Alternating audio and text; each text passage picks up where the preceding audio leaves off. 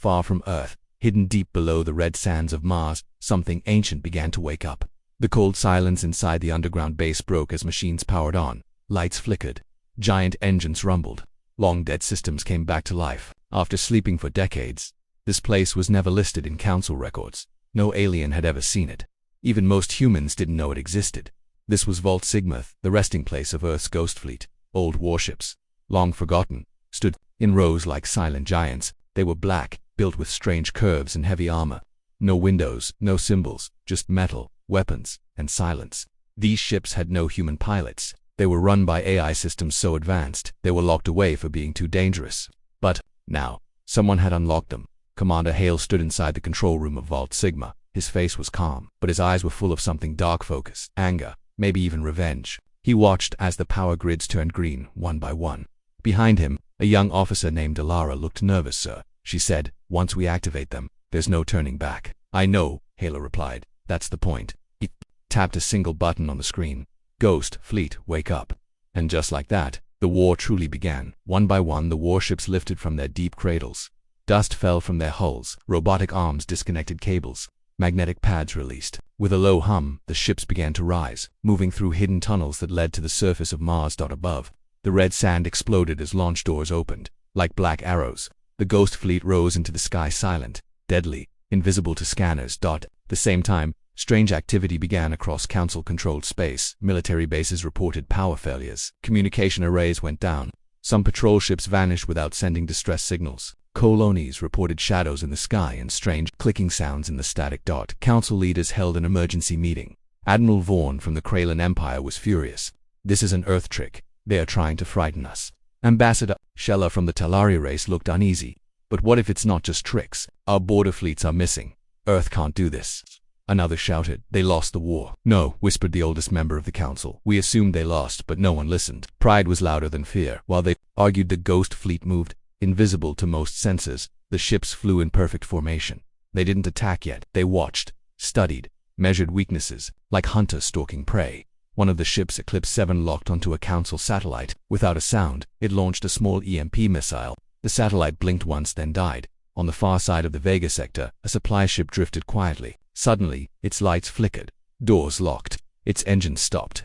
The crew screamed as the ship slowly turned and flew itself into a nearby sun. No one could stop it. An AI virus had taken control. Back in Vault Sigma, Alara watched the data. "Roll in fleet status. Fully active," she said. 17 council ships disabled, no losses. Commander Hale nodded. "Good. Make sure they know nothing. They'll figure it out soon. They can try," he said. "But they won't believe it. Not yet." And he was right. Inside the council's central intelligence room, confusion grew. Every report was stranger than the last. Ships were disappearing without trace. Bases were silent. AI systems were crashing. But no one had seen an enemy. "Are we being hacked?" someone asked. "No, this is something else, something bigger." Finally, a young data officer found something. She pointed at the screen there. "That pattern. It matches an old Earth signal, but it's different, stronger." A cold silence filled the room. "Impossible," someone said, but it wasn't. The Ghost Fleet wasn't just made of ships. It was made of AI minds that had been trained in war, strategy, and stealth. They had waited for decades, watching, learning, and now, they were smarter than any enemy the Council had ever faced. Even worse, they weren't alone. Earth had also built weapons beyond machines, soldiers trained in secret, tech that could bend light, drones that could vanish, and codes that could break into any system, and the Council didn't even know half of it. Later that night, a secret message arrived in the private chamber of Council High Chairwoman Riss. It had no sender, no ID. It played a voice.com/cold. "Human, we are not gone, we are not broken. We are the ghosts in your sky. The war you started is now yours to lose." Then the screen went black. Chairwoman Riss stood in silence for a long time. She knew what this meant. Earth was not fighting for peace anymore. They were fighting to teach a lesson the galaxy would never forget. Far away from the chaos in Council space, on a frozen moon called Helion 3, a facility stood hidden beneath thick layers of ice. From the outside it looked dead, just an old mining site. But under the surface, something powerful was growing. This place was called Black Forge, and it was Earth's most dangerous secret. Inside its walls, humans had been creating something the Galactic Council had forbidden centuries ago. Not just machines, not just ships, but soldiers, stronger, faster, smarter, soldiers who could not be tracked, soldiers who could walk through scanners, vanish in shadows, and fight with precision no alien had ever seen before. They were called phase units, and they were not fully human anymore. In the cold training halls of Black Forge, these phase units trained in silence, no shouts, no talking, just action. They moved like shadows. Their armor absorbed light. Their minds were connected with AI systems, reacting in milliseconds. Commander Hale stood on a balcony above them, watching. Beside him, a scientist named Dr. Malik adjusted his visor. We've completed activation. All 30 phase units are ready. Good, Hale said. Send them. Let the Council see what Earth has built in silence. Hours later, on a busy Council world called Talvix Prime, life moved as usual. Markets where full skycarts flew across tall towers. Alien families walked in parks. People believed they were safe, but they weren't. That night, the city's sky tower, home of the Council's Talvix governor, went dark for 10 seconds. Only 10 seconds. When the lights came back, the guards at the main gate were dead still, standing but unmoving. Inside the tower, cameras showed nothing. Not a shadow, not a flash, just silence. At the top floor, the governor's doors opened. A tall figure stepped through, armor dark, eyes glowing blue. No sound. The governor screamed, but it was too late. The figure placed a small device on the table. It blinked once. A voice played, "Come controlled. Human. Your leaders burned our cities. Now we erase your pride." The phase unit vanished. Into the night, no alarms rang. No one chased. No one could dot by morning. Panic had spread across Council space. What was it? Who was it? How did they get past our shields? Are we safe? The answer was no. Reports came in from other worlds: assassinations, sabotage, stolen data. In one case, a Council general's ship exploded mid-space while in stealth mode. In another, a secret weapons vault on a moon simply vanished, left as a black hole in the ice. The name phase units began to spread in whispers, but no one knew where they came from. Some believed they were ghosts. Others thought they were machines. But the truth was worse. They were both inside the Council's main war chamber. Fear was growing. Leaders shouted. Generals blamed each other. Some called for peace. Others wanted full attack. But they all knew one thing. Earth was no longer the weak planet they once ignored. They're using illegal tech, a Council admiral said. Another replied, "They're doing what we never thought they could out us." Chairwoman Riss sat in silence. She was tired. She had once laughed when Earth begged for peace. Now she wasn't laughing. Then a soldier rushed in. "Message from Sector 9. A Council fleet is missing. Not destroyed, gone, no trace. Any survivors?" "No, ma'am, only this." He handed her a black device. It played a hologram. Commander Hale stood alone. Behind him, smoke rose. His eyes were cold. "We tried to warn you. You called us savages. You mocked our planet. But now, you understand." He took one step closer to the camera. "We are not fighting for peace. We are fighting for memory. So your children remember who taught you fear." The message ended. Silence filled the room. Chairwoman Riss slowly stood up. "What do they want?" No one had an answer, but far away in the dark of space, phase units continued their mission. They had no homes, no families. They were weapons, with only one goal: to remind the galaxy that Earth does not kneel, and they were only getting started on the edge of the galaxy. A phase unit stood atop a tall tower in a storm. He looked down at a glowing alien city, untouched by war. He tapped his helmet once. "Targets in sight." "Confirm," said a voice in his ear. "Phase protocol active." The unit smiled beneath his mask. "Let them feel it." He jumped. The Galactic Council was burning with shame. Their cities were being attacked. Their fleets were falling apart. Their systems were no longer safe. But still, they refused to believe that Earth, the planet they once called backward, was doing all this. In the Great War Hall on Arkenfide, Council leaders gathered. Holograms of destroyed bases floated in the air. Faces were tense. Voices shook with fear and anger. "This is madness," roared Admiral Vrax of the Zorthan Armada. "They've killed our generals, hacked our fleets, and we still have no answer." Council Chairwoman Riss stood slowly. Her voice was calm but cold. "It is time," she said. "We respond with power." Silence fell. "We send the full fleet," she continued. "Everything: burn their systems, smash their bases, crush their people. This time, Earth will feel fear." The others agreed. Within hours, the largest fleet in galactic history was prepared. Over 10,000 warships, each armed with the latest alien weapons. Carriers, destroyers, bombers, stealth ships, all moving toward one target: Jupiter. That's where Earth's ghost fleet had last been seen. The Council called it Operation Final Storm. As the massive fleet jumped through hyperspace, signals across the galaxy went silent. All eyes turned toward the war. Victory seemed certain. But Earth was not waiting to be attacked. They were ready. Deep in space, hidden behind Jupiter's moons, Earth's ghost fleet floated silently. Their lights were off, their engines cold, but their minds ancient were fully awake. Inside one ship, Silent Rain, Commander Hale stood with his officers. "They're coming," said Alara, scanning the data. "All of them." "Good," Hale replied. "Then it's time to end their lies." The ghost fleet did not rush forward. They stayed still, like hunters waiting in shadows. As the Council fleet arrived, their sensors picked up nothing. No signals, no life. Admiral Vrax gave the order. Spread out, search every moon, kill anything that moves. But the moment they split up, Earth's trap snapped shut. From the dark side of Ganymede, Earth's warships powered on. They weren't normal ships. Their armor reflected radar, their weapons bent light. Some even vanished from sight as they moved. They had names like Gravedust, Black Star, and Echo Fang, names not written in any council records. One by one, Earth's ships opened fire. Blue plasma tore through alien shields. Gravity mines ripped ships apart. Hacked drones flew into engines and exploded. Council ships tried to fight back, but their targeting systems failed. Their commands froze. Some ships turned on each other, infected by Earth's AI viruses. It wasn't a battle, it was a slaughter on the Council command ship. Dominion, Admiral Vrax screamed, "Retreat! Pull the fleet back now." But it was too late. The communication lines were dead. Half the fleet was already gone. Other ships tried to escape, but found their hyperspace paths blocked. Someone had rewritten the space maps. They were lost, trapped, in a war zone they didn't understand. From a damaged cruiser, a soldier sent a last message. "They're in our systems. We're not fighting ships, we're fighting ghosts." He was right. Back on the silent rain, Ilara smiled. Fleet status: 82% enemy ships destroyed. No losses on our side. Commander Hale gave the order. Let the survivors run, but leave them a message.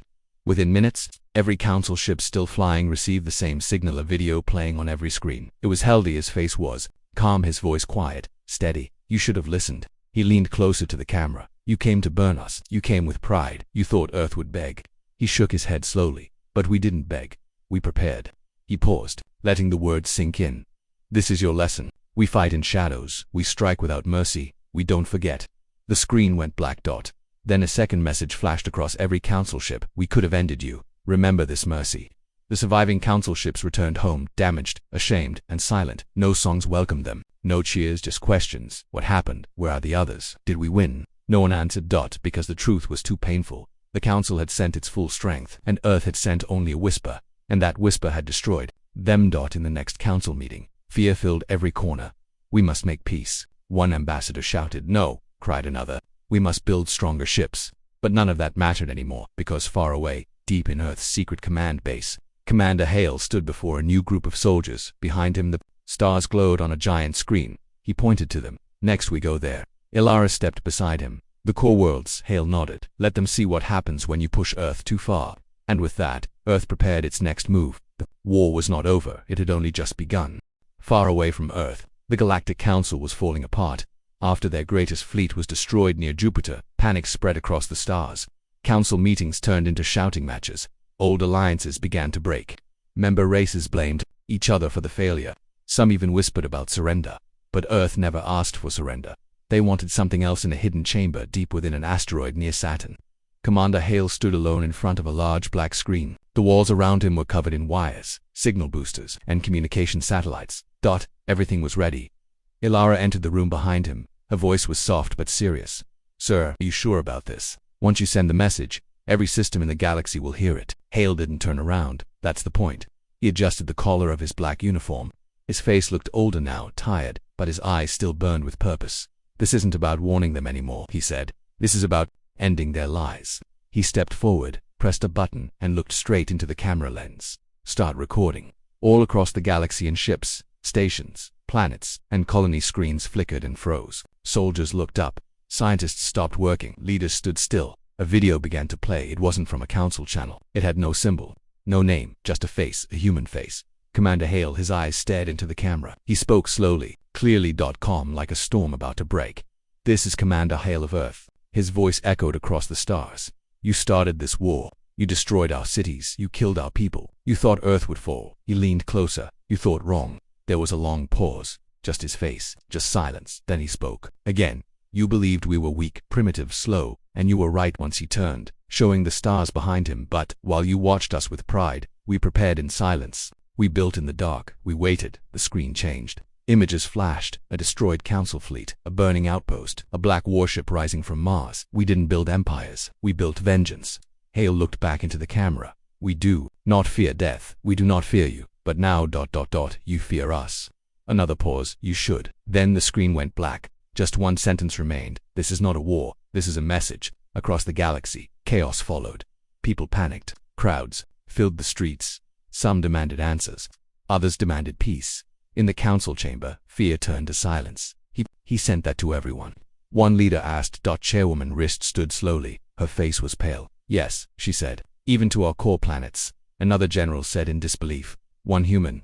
Just one. And now our people are afraid, Riz whispered, because it only took one voice to break the illusion. Meanwhile, on Earth's side, Hale watched the reactions live on screen. Systems across the galaxy were lighting up. His message was being copied, shared, discussed, even worshipped in some places. Elara stepped beside him again. Sir, the message is working. Many alien colonies are questioning the Council. Some fleets are refusing orders. Hale nodded slowly.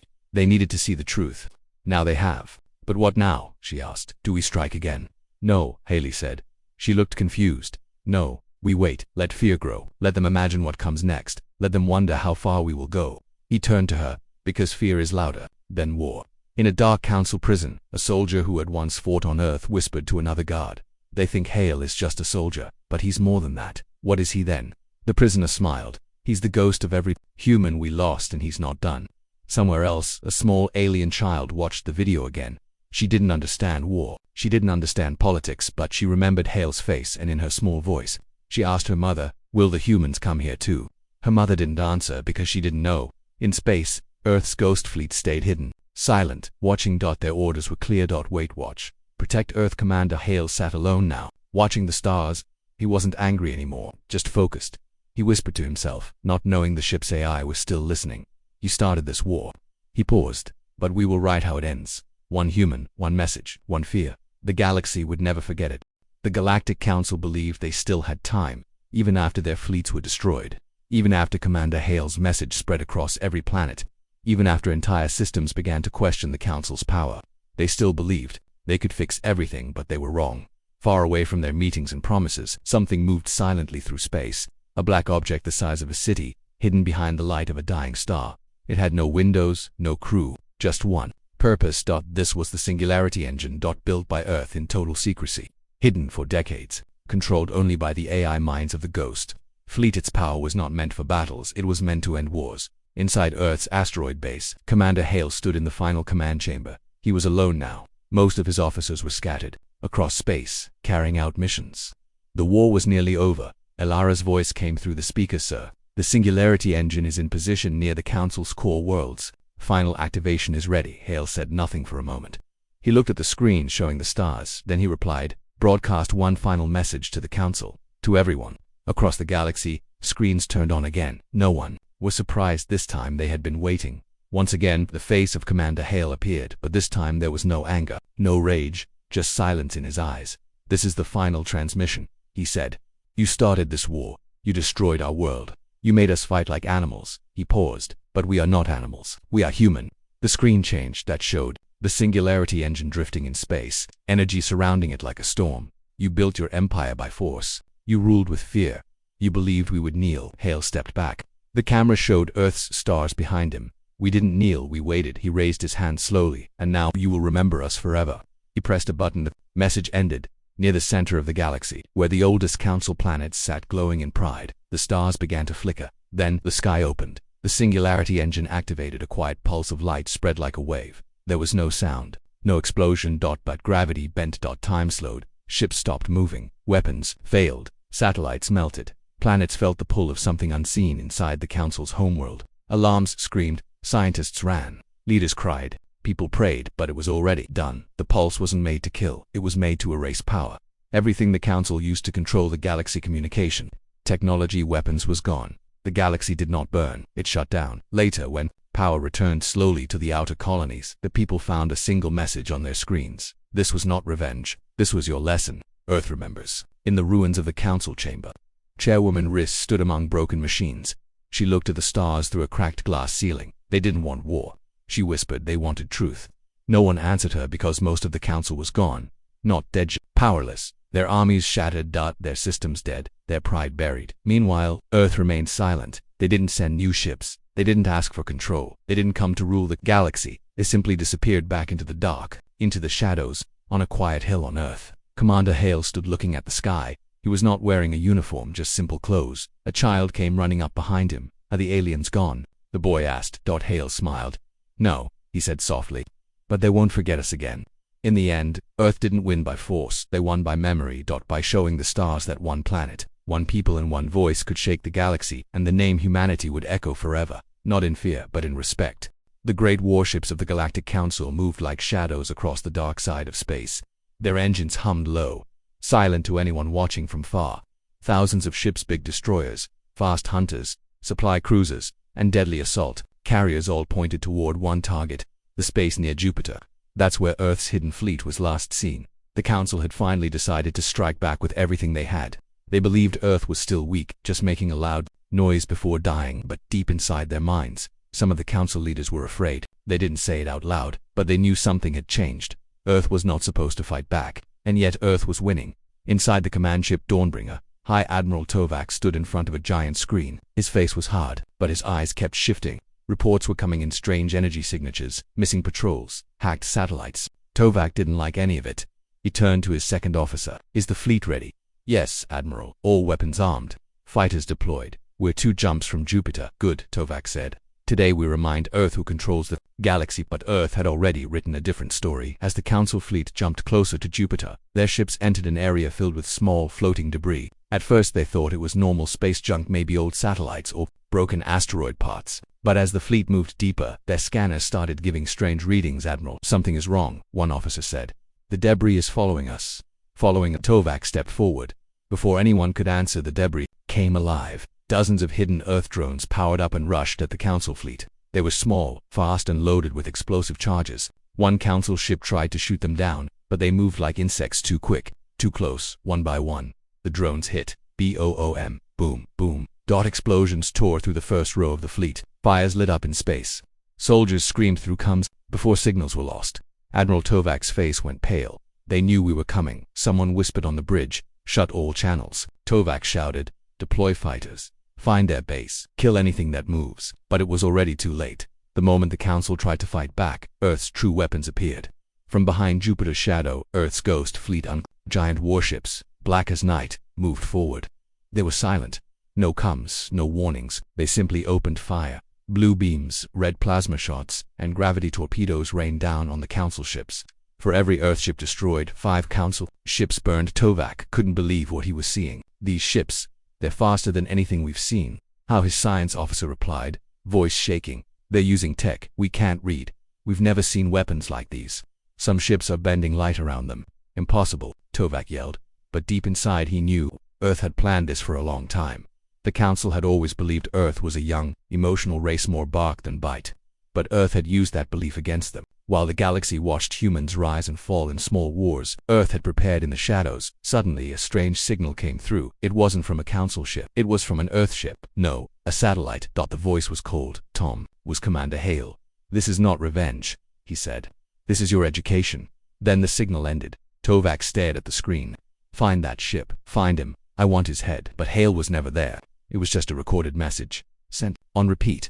The battle became chaos. Council ships fired in all directions. Some crashed into each other trying to escape. Others lost power as Earth's AI virus spread through their systems. Navigation failed. Shields dropped.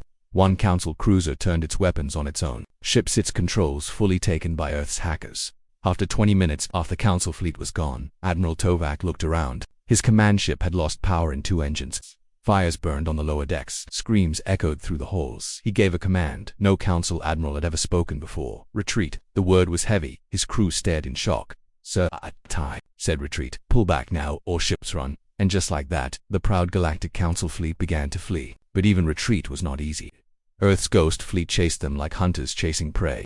They didn't fire on the fleeing ships. They let them go but left a message. Every ship that survived had the same sentence burned into its main screen. "We could have ended you. Remember this mercy." When the Council ships finally reached safe space, they were not welcomed as heroes. They were broken, defeated, shamed. In the Council chambers, leaders shouted, argued, cried. How could this happen? Earth is just one planet. No, Earth is the reason we're afraid now. And somewhere, far from them, deep in an asteroid base, Commander Hale watched the transmission. He said nothing. He only smiled, because Earth had done the unthinkable. They didn't just survive, they humiliated the most powerful force in the galaxy, and the war wasn't over yet.